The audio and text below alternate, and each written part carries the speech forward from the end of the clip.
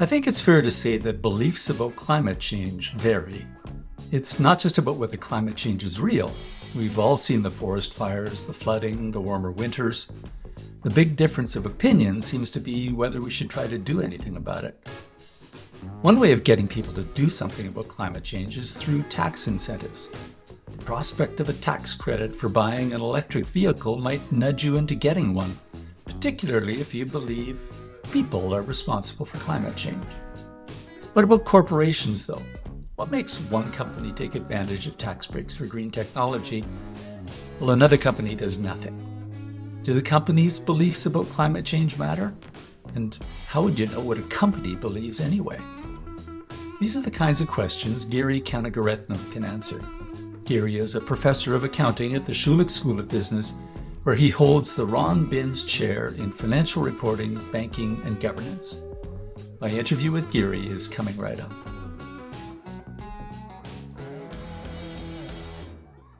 Giri, welcome to the podcast. Thank you, Cam. Nice to be here.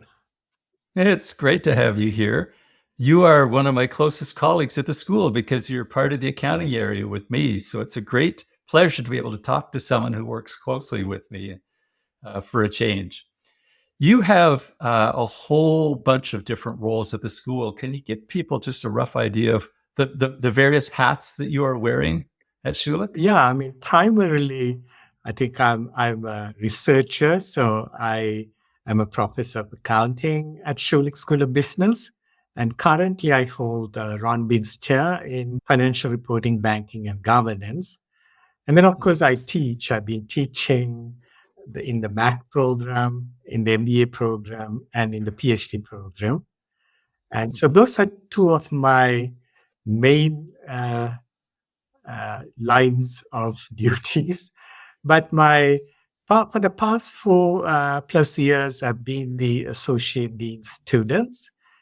In this role, I am the academic lead for Student Services and International Relations Office, which oversees recruitment and admissions and financial aid, enrollment, and all the international relations and partnerships. And on top of that, you still have to be able to do your research. I have been very fortunate, especially the research we are going to talk today comes very closely through one of my PhD students. So I think they are actually keeping me on my toes because, we have several of these projects. And as you know, Cam, PhD students bring a lot of energy and new ideas. Yeah, there's also a real immediacy about working with PhD students because the clock is ticking for them. You know, we can't decide to just devote ourselves to something else and let them fend for themselves. They require our immediate input because they have to be able to make progress on papers. They've got a very short time to work on their PhD. Yeah, for someone who's not familiar with a PhD program, 4 or 5 years sounds like an awful long time. But there is an awful lot of work for a PhD student to get through in that time period. Very true. And then now 4 of them graduated in the past 3 years. And so now they are like assistant professors in universities around the world. And then they have a different clock. And then I don't want to be the one holding them back. It's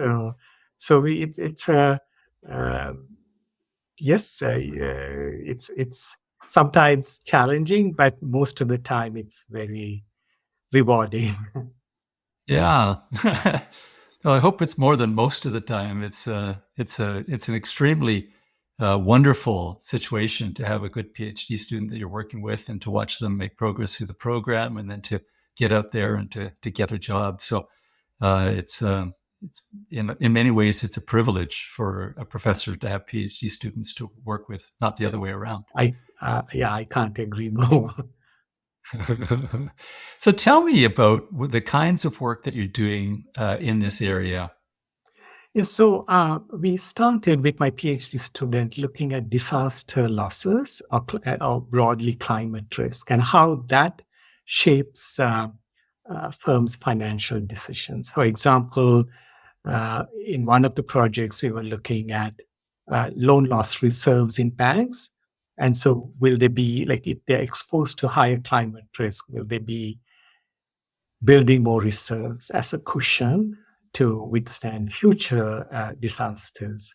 Or, like, how does climate risk impact the overall information environment, like proxied by analyst forecast accuracy and dispersion? So is there a lot more noise in analyst forecast when the firms and analysts are exposed to higher disaster losses? Then, yeah, like I've done lots of work on these informal institutions such as culture or trust. And then we realized, and also in the literature, they're talking a lot about, yeah, these climate actions are not just reaction to past climate risk, but it could be that there is a group of firms or managers who believe in climate change, and there are groups who don't believe in climate change. And these behaviors are now, can we show these different behaviors among these two groups?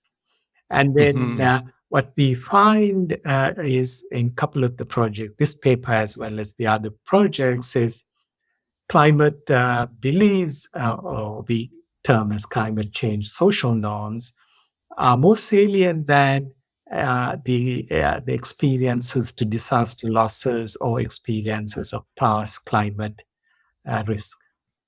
So this paper, I'm just going to grab the title of it here. It says, the title is Walk the Talk, Climate Change, Social Norms, and Corporate Tax Savings. So this is about the idea, if I can try to rephrase what you've said, that when you want to understand whether corporations are taking action on climate change, it's not enough to simply look at the financial aspects of this, but there's also an interaction with broader society. There's an interaction with the beliefs and values of the people who work at the firm. And those are the factors that you're trying to tease out in this study to understand how those things relate to the financial decisions. Is that a fair summary? Yeah, I think, like how does the societal beliefs shape managers' actions? Because managers are part Mhm. of that society. Right. So one way of doing this, if you wanted to study at the firm level, would be to do some sort of a survey of the managers to find out their own beliefs. But that's not exactly what you're doing here. That's correct. So that's like that would be the perfect identification for this problem. What we are doing is we're doing an indirect way where there are these surveys looking at the societal level at each county in the US. What the majority of the people in the county think about a couple of these questions about, do you believe in climate change, or and proxy that as the beliefs of the managers. So just to be clear for people who aren't familiar with this kind of a study, what do you mean when you say proxy? It is mapping the managers' beliefs, the society's beliefs, to the managers who live in that society. Right. So in other words, you can't go to each of these firms and interview these managers, but what you can do is use this survey result that other people have done that measures the social norms in their county and use that as a proxy for the likely beliefs of the managers. That's correct. Okay.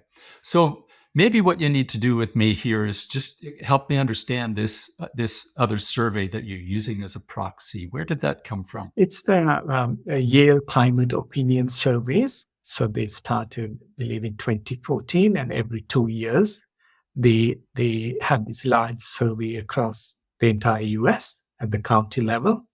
And the survey has been used in several publications, including we have a publication about climate beliefs and cash holdings in Journal of Business Ethics. Mhm. So the survey has been kind of validated in the research literature. You've got this instrument that measures people's beliefs, this Yale survey. Does it communicate or capture somehow the intensity of beliefs, or is it just whether or not people have a belief? No, it's just yes or no answers. And so you get 80% of the people believe yes or no. Yeah. So intensity is, At the social level, yeah, the preponderance of the belief. yeah. So Now, if there's a company that's in an area where there are these strongly held beliefs, is there a way to step around those, or like what is the actual mechanism that you have in mind for the way those societal beliefs will impact the company and change its behavior? So it's like I was saying. I mean, like you can see, like when these beliefs are higher, then you see like there's a causal effect on, say, the electric vehicles in that county. So there's high correlation between social norms, climate change social norms, and the electric vehicle registration. So they are acting on their personal beliefs into actioning it, and our prediction is that they will make these kind of prioritize these type of investments within the company as well. I see. Okay. So the beliefs are not simply abstract beliefs, they're actually actions to back them up. And therefore, you think that that's also going to lead to actions at the corporation. Yeah, and because again, when you have this climate risk overall, you have this physical risk and transition risk. And physical risk, you can build bigger, cooler storage and stuff like that, like because your temperature is going up. But then you can also start investing in new ways of cooling, right? So that is the green investment that might, but that's more riskier. But so you need some impetus, like whether tax incentive or your own beliefs to make that next step. Right. So, how deep is the survey in terms of the number of people that participate? Like when you talk about a particular county, how many people in that county would have been I included in the think survey? they're looking at about 1,000 people at least from each county. From each Yeah. county. And, I think if my rudimentary understanding of statistics is right from way back when I did stats, N equals 30 is like the bare minimum. So if you're talking about 1,000 people, that's a pretty good survey. Yeah, and then as I said, they've done it over a period of time, so you can see the consistency or longitudinal, and what you see is overall the climate beliefs have been increasing, and that's not surprising because of course, large climate events and people talking about it, and especially U.S. going in and out of Paris Accord and now back again in Paris Accord. So there's a lot of buzz about this, but like you have seen both in U.S., Canada, around the world, climate actually is not a big issue in the coming elections, right? It's about inflation, immigration, employment, economics. So climate, unfortunately, is now again on the back burner. In this survey, have you got like one particular measure in that survey that reflects the climate beliefs of that county, or is it a composite of several measures? We are using three questions, and but I think they ask about 15 questions. So when we use the whole 15 questions, or whether we use like a combination of the three questions, we get similar inferences. Okay, so you're picking three questions that give you a very good mapping to the overall results. Um, I've got a question then about what it means to map the county to the company. How do you know where a company is located, which county they're in? Yeah, so like a large company would operate across multiple counties and states, but they are headquartered. So you can identify the headquarters of a company, and then we are using the headquarters county as the measure of the societal impact. Of course, it could be across. So we have another study looking at pollution levels, and so these plants are in many counties. A firm will have a chemical plant, a company like a Bayer will have plants in 40 different counties. So then we do analysis at the plant level. But when it comes to like tax decisions or financial reporting decisions, most of it is at the headquarter level. So, Right. so we are just looking at the social norms of the county in which the firm is headquartered. What size are these companies? These are like large publicly traded companies. Okay. How many of them have their registered head office at that famous building in Delaware that has thousands and thousands of companies that are located there for tax purposes? Yeah, but their tax headquarters is different from their operational headquarters. So we are looking at the operational headquarters. Otherwise, yeah, you're right. That's a great relief, because I was thinking you're going to get some very strange answers. Because of course, out of all those companies that are located in that building in Delaware, not many of them have managers who live in Delaware. The managers are elsewhere. So you're using the operational headquarters. And so, for example, for Apple, that's in Cupertino, California, that sort of thing. Yeah. Right. Okay. So the operating headquarters. And then you are using the beliefs that you've measured through this Yale survey for the county in which the headquarters is located. And most of the managers are going to live in or around that county. So that's a pretty good measure of their overall beliefs in the county. Okay. So what we're hoping then is that the average person's thinking about climate change in that county is roughly correlated with the average climate-related beliefs of the managers in the company. Now, if they weren't, you wouldn't get any results. So I'm presuming that they are. Can you tell me about the results? Yeah, so what we find is like for the counties, for the firms in counties with high beliefs or high social climate change social norms, they are paying less taxes. Their effective tax rates are lower. How is that possible? Says the naive interviewer. Yeah, so we like our arguments are that they will more proactively use all the tax credits related to like Inflation Reduction Act or all the different incentives they have through climate. So then we look at these two channels. Like one is, are they doing more R&D related to green investments?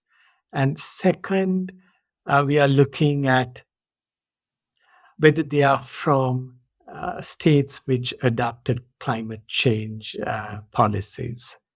And so we see, yes, the R&D is one potential mechanism, and then the states which are more proactive about climate regulations and encouragements are also where we see this effect more pronounced.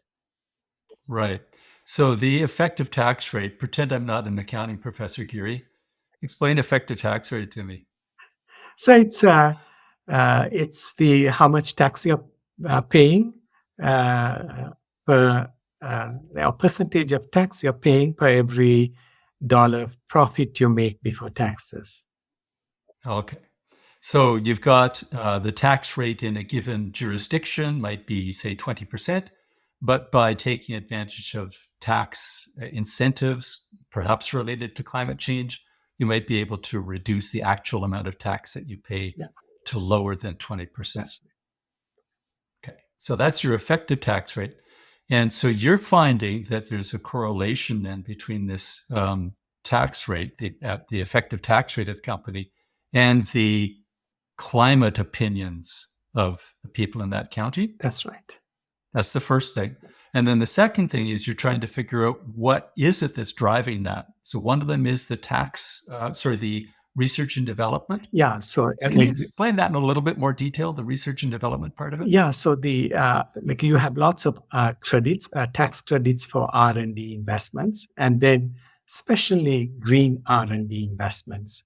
So we are looking at so overall R&D investments plus and additionally green R&D investments that results in green patents. So so these so of course, there is also another database which we are now trying to access about green jobs. So these are because, like all the oil companies are also doing a lot of R&D, but they may not be like green R&D, right? They could be dirty R&D. So we also want to focus a lot, specifically on the green R&D, not the dirty R&D. So is there a way to tell? Uh, Not directly, but then if you look at the outcomes related to green jobs and green patents, then you can say, yeah, that could be a good way of indirectly finding out how much R&D that is green versus dirty. Okay, so you've got all these little pieces of data that you can kind of Yeah. combine together to figure out, Yes. is this company taking climate change seriously and really trying to solve the problems that it's a part of? And the second one, of course, as I said, the climate, like not all states in the US adopted the climate action plans.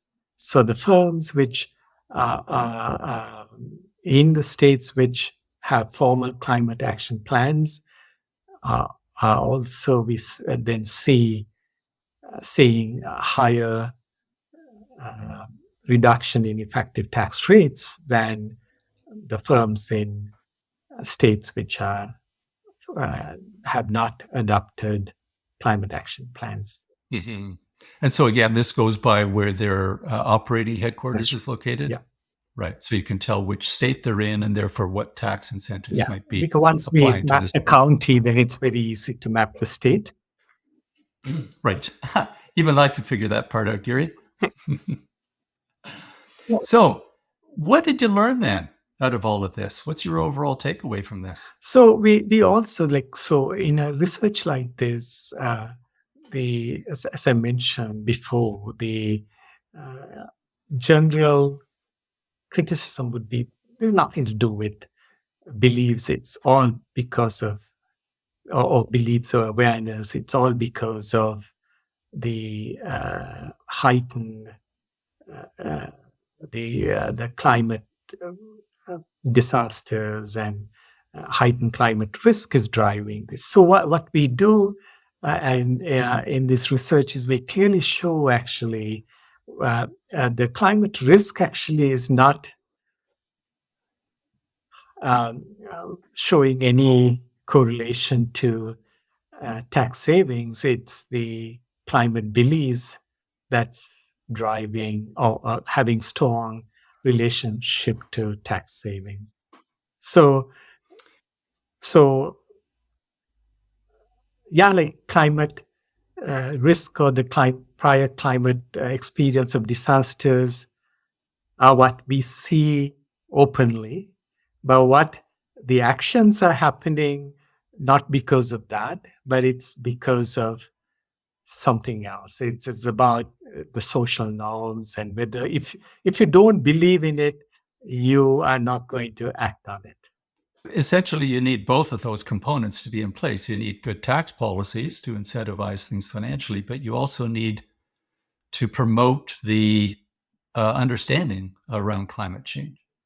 Exactly. And if you don't have the understanding, or you don't want to have the understanding of the climate change, partly because you could be in a dirty industry too, right? So like you have your economic incentives directly linked to only livelihood, not economic incentive, livelihood directly linked to some of these dirty industries. And yeah, it's a challenging question, but it's an important question. When tax incentives are not going to work at all, unless if you don't Uh, change the minds. I'm from Alberta, so I'm well aware how hard it is to shift the belief system of people who make their living in the oil industry. So, what should tax policymakers take into account because of your study? What should they learn from it? So the blanket incentives may not work.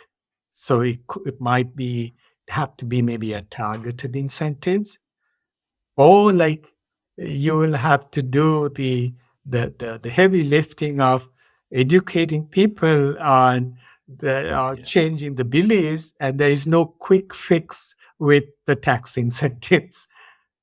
That's what I was wondering. Is it the job of the tax authorities to teach people about climate change? Maybe it is. Now, it's a job of the government, like the Inflation Reduction Act, or whatever, Clean Air Act in the US. They poured in over $1 trillion, and they thought that would spur huge investments. Yeah, it has, but in a asymmetrical, unequal way. So you might be just incentivizing people who would have anyway done it, and you are not Mm. changing the minds of people who are not going to do it even with this incentive. So you, in some ways, you are wasting public money when you are only pushing the people who have already changed.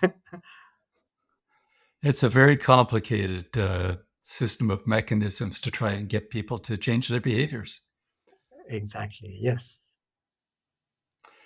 Where are you going to go next with this research? So like right now, I'm applying for a share grant, and I'm really interested in finding this answer to, as I said, will the firms be proactive or reactive? Whether it's risk management, which is extremely important, say when it comes to banking industry, which I study a lot, and if you are going to be reactive, it'll be too late. So if you want financial institutions or firms to be more proactive, and maybe tax incentives alone is not going to, or any other incentives may not work. And so there's no easy solution, but at least you can show that the past experiences really only have like second or third order effect, whereas your beliefs might have much higher order effects okay, in whether it's risk management, or whether it's green investments, or whether it's reducing pollution. So I would like to, my objective, or my objective with my team of co-authors, is to build a body of literature to show like solid evidence of uh, uh, the the beliefs. So, for example, there is huge investment on, say, financial literacy, because it's extremely important. Like not many people are talking about climate literacy, right? But that's It's an interesting phrase. yeah. So, and that's I think it's a burning issue. Like, but it's a slow burning issue, and it's not as you said, when inflation or immigration comes up, these things go and the back burner.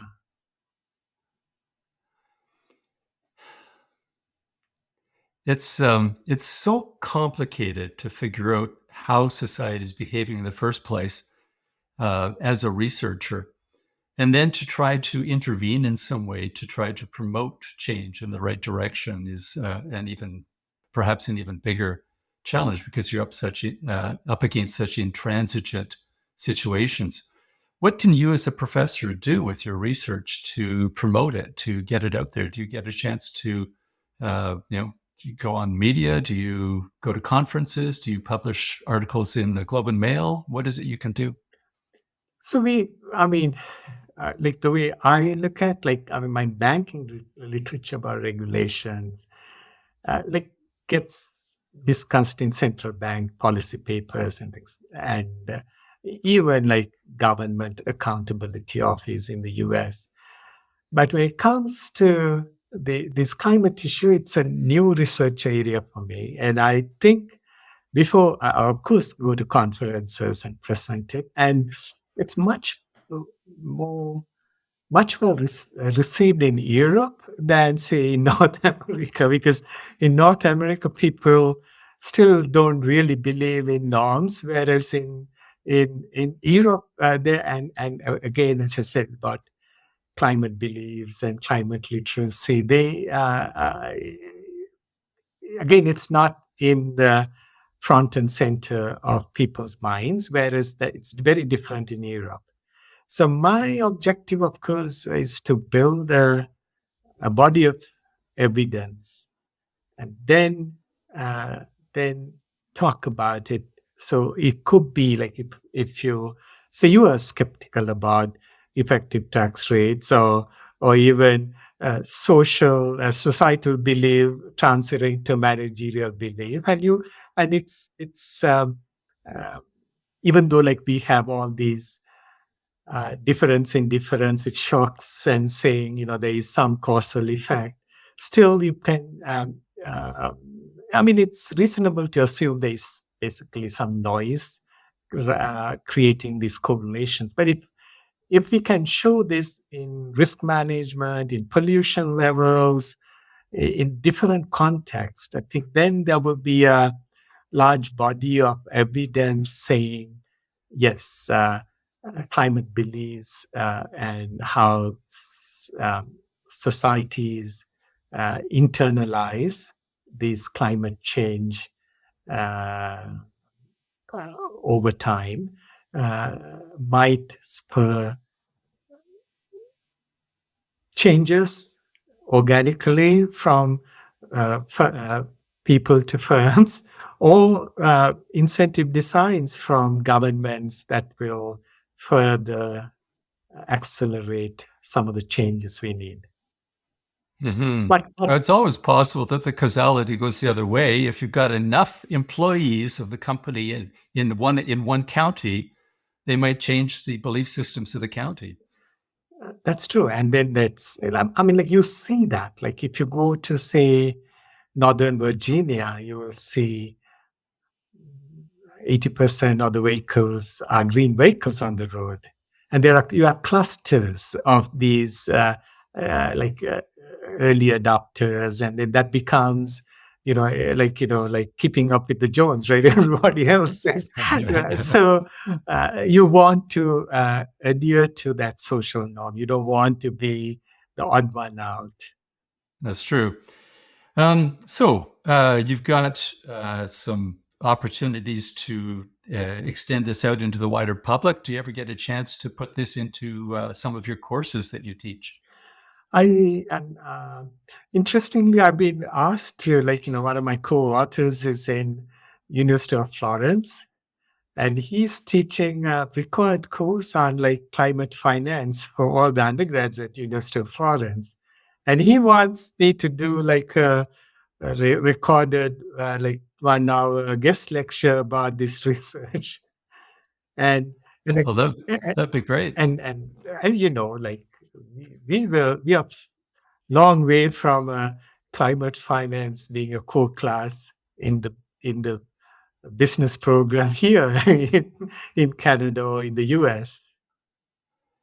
Well, this is a bit like the same situation you're studying in these corporations. You have to look at the belief systems of the managers at the school.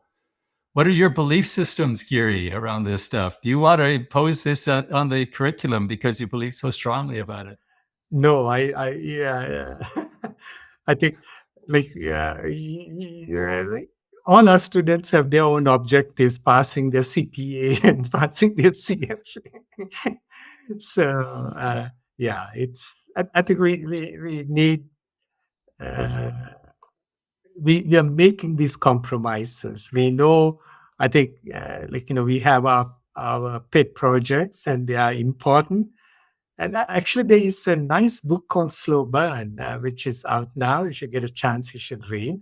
And it's about how temperature increases. It's like the largest killer of people in the US now. Hmm.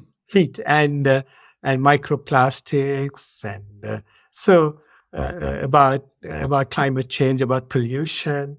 They are going to have immediate effect in our lives, and that might be recognized as a major problem. I don't know how soon, but it might happen sooner than we think. Mhm. I think that in many of these issues, our students are actually leaders. They're leading the professors to take these things into account in the classroom and not ignore them. True, and I think in some of our curriculum, I think they are like being infused not as a separate um, uh, topic, but like ESG reporting or ESG investing. All of that are getting taught in bits and pieces in different places. So, like you said, because that's what the students want to learn. Well, Gary, thank you so much for talking to me about your research. It's clearly a hugely important topic, and I'm glad that somebody as smart as you is trying to figure it out. Thank you, Cam. Thanks for this opportunity. And thanks for your probing questions. You're very welcome.